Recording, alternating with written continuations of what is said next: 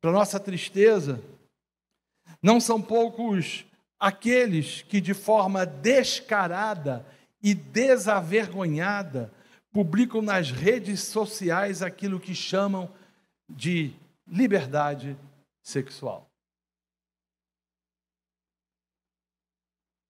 A mídia tem incentivado o ideal de mulheres e homens absolutamente contrários àquilo que a Bíblia ensina como sexo.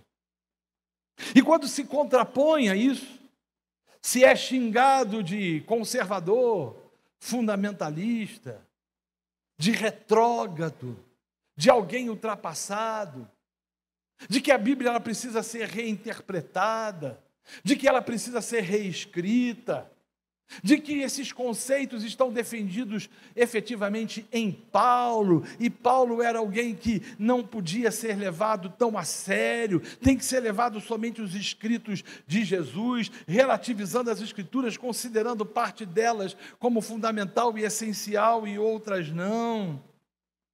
A consequência disso é que muitos cristãos têm sido vencidos pelos costumes, pelos conceitos, pelos preceitos que esses zumbis trouxeram novamente para a sociedade.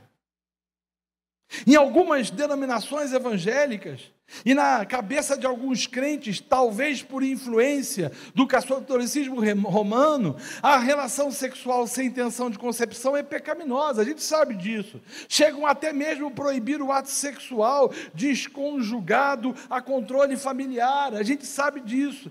Entretanto, apesar de esse extremo ser um extremo que se faz presente em parte da sociedade, a maior parte da sociedade hoje abraçou os valores provenientes do progressismo e da revolução sexual.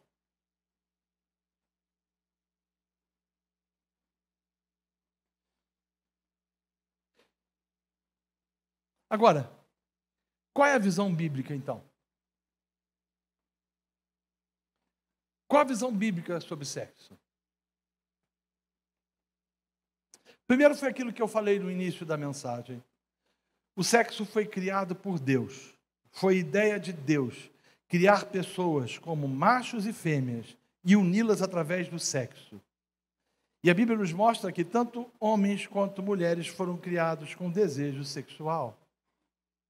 O sexo é bom. O sexo faz parte da criação de Deus. Foi criado para proporcionar prazer e satisfação. Cantares nos mostra isso. Tanto os homens quanto as mulheres recebem a dádiva de serem capazes de sentir prazer e deleite no casamento.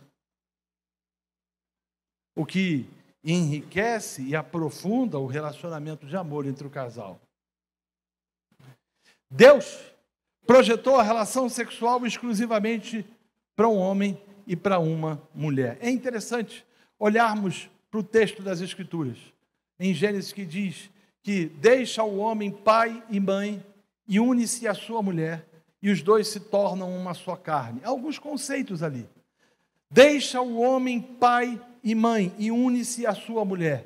O casamento é heterossexual.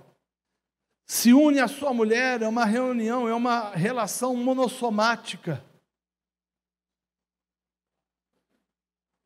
É uma só carne.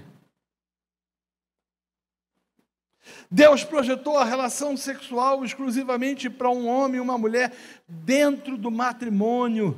As Escrituras estão repletas de textos que nos mostram isso. Seja o leito do matrimônio sem mácula. Essa palavra leito significa coito, sem mancha. Ora, meus irmãos, nós estamos sim no mundo caído.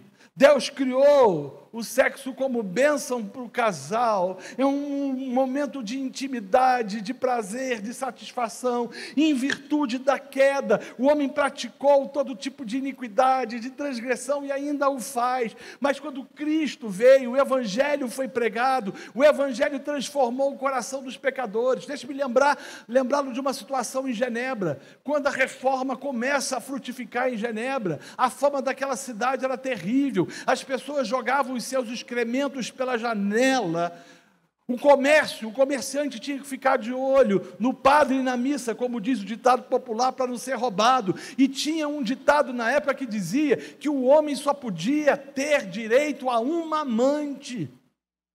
Mas quando o evangelho chegou, mudou aquele lugar.